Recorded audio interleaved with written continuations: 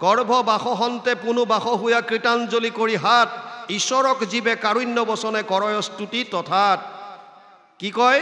জীৱ নিগদতি জীৱক ৰাখিতে যিটো প্ৰভু কৃপাময় লীলা কৰি ৰাম কৃষ্ণ আদি ধৰা অৱতাৰ ছয় জীৱই কৈছে হে প্ৰভু তুমি জীৱসমূহক ৰক্ষণাবেক্ষণৰ কাৰণে তুমি বিভিন্ন অৱতাৰ ধাৰণ কৰা ভগৱান কৃষ্ণই অৱতাৰ কেতিয়া লয় চতুৰ্থ অধ্যায় গীতাত কৈছে অৰ্জুনক বিভিন্ন জ্ঞানৰ কথা কৈ আছে গীতা মই কৈছো আপোনালোকক মহাভাৰতৰ ভিতৰৰ বস্তু ভীষ্ম পৰ্বৰ 25 অধ্যায়ৰ পৰা 42 অধ্যায়লৈ 18টা অধ্যায় 700 শ্লোক আছে গীতাত এটা শ্লোক ধৃতৰাষ্ট্ৰই কৈছে প্ৰথম অধ্যায় প্ৰথম শ্লোক 40টা শ্লোক সঞ্জয়ে ধৃতৰাষ্ট্ৰক কৈছে কুৰুক্ষেত্ৰৰ যুদ্ধত কি হৈ আছে 85টা শ্লোকত অৰ্জুনে বিভিন্ন প্ৰশ্ন কৰিছে ভগৱান কৃষ্ণক 574টা শ্লোকত ভগৱান কৃষ্ণই অৰ্জুনক গীতাৰ উপদেশ দিছে সাংখ্যযোগ কৰ্মযোগ কৈ গৈ আছে চতুৰ্থ অধ্যায়ত ক'লে হে অৰ্জুন মই তোক যিবিলাক জ্ঞান দিছো এই জ্ঞানবিলাক আগতে মই সূৰ্যক দিছিলোঁ ইমম বিবস্বতে যোগম প্ৰোক্তবান হম অব্যয়ম বিবস্বান মনুৱে প্ৰাহু মনু ইচ্ছাকোৱে অব্ৰবীত এবং পৰম্পৰা প্ৰাপ্তম ইমম ৰাজৰ্ষয়ু বিদু সকালে নেহ মহতা যোগনস্ত পৰম তপ চতুৰ্থ অধ্যায় প্ৰথম আৰু দ্বিতীয় শ্লোক গীতা হে অৰ্জুন মই তোক যিবিলাক জ্ঞান দি আছো এই জ্ঞান পূৰ্বতে মই সূৰ্যক দিছিলোঁ সূৰ্যই মনুক ক'লে মনুৱে ইক্ষাকুক দিলে আৰু ইক্ষাকুৱে পিছৰ পৰ্যায়ক দিলে এনেকৈ ক্ৰমাগতভাৱে বাগৰি আহি আছিল কিন্তু কালৰ সোঁতত এই জ্ঞানবিলাক নষ্ট হ'ল সেইকাৰণে মই পুনৰ তোক আজি সেই জ্ঞান কম অৰ্জুনৰ মনত সন্দেহ হ'ল যে কৃষ্ণ আৰু মই একে লগৰ আৰু ভগৱান কৃষ্ণইনো কেনেকে সূৰ্যক লগ পালে ইমান আগত আমি হৈছো দ্বাপৰৰ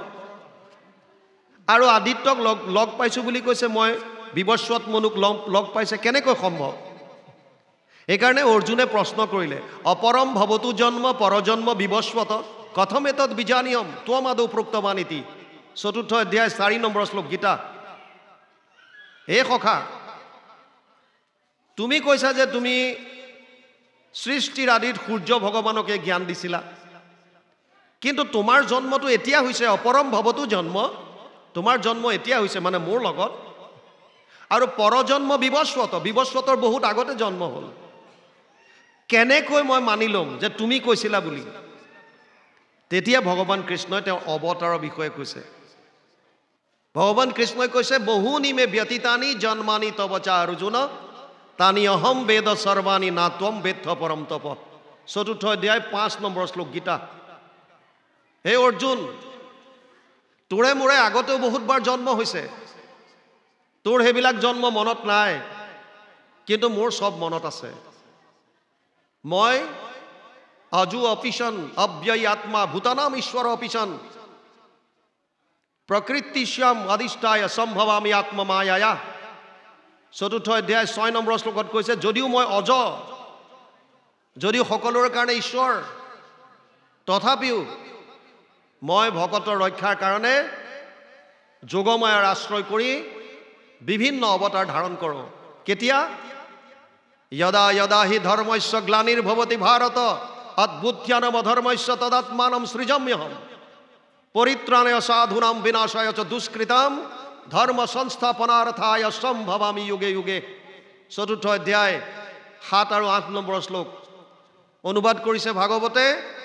চৰাচৰ গুৰু ঈশ্বৰ কৃষ্ণৰ জন্মৰ শুনা কাৰণ সাধু সমস্তৰ ধৰ্ম ৰক্ষা হইব নাখিব দুষ্ট দুৰ্জন মহন্তসকলে ইটো জন্ম কৰ্ম শুনিবে গাইবে মুখে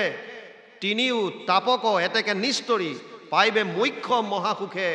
যদি মুক্তি লাগে তেতিয়াহ'লে কৃষ্ণত এই লীলাসমূহ শ্ৰৱণ কীৰ্তন কৰিব লাগিব একান্তভাৱে শৰণ হৈ কেতিয়া অৱতাৰ লয় 3টা মুখ্য কাৰণত পৰিত্ৰাণায় সাধূনাম ভকতসকলক ৰক্ষা কৰিবলৈ বিনাশায়চ দুষ্কৃতাম, দুষ্কৃতিকাৰীক নাশ কৰিবলৈ, ধৰ্ম সংস্থাপনাৰ্থায়, ধৰ্মক পুনৰ সংস্থাপন কৰিবলৈ। সেইকাৰণে জীৱই ইয়াত কৈছে, কি কৈছে? জীৱ নিগদতি, জীৱক ৰাখিতে যিটো প্ৰভু কৃপাময়, লীলা কৰি ৰাম কৃষ্ণ আদি শ্ৰীকৃষ্ণ আদি ধৰা অৱতাৰ ছয়। জীৱই কৈছে, হে প্ৰভু, তোমাৰ চৰণত শৰণ ল'লোঁ, তুমিতো জীৱক ৰক্ষা কৰিবৰ কাৰণেই ৰাম কৃষ্ণ আদি নাম ধাৰণ কৰি বিভিন্ন সময়ত অৱতাৰ ধাৰণ কৰি আছা। ইয়ালৈকে গৈছে। ইয়াৰ পিছত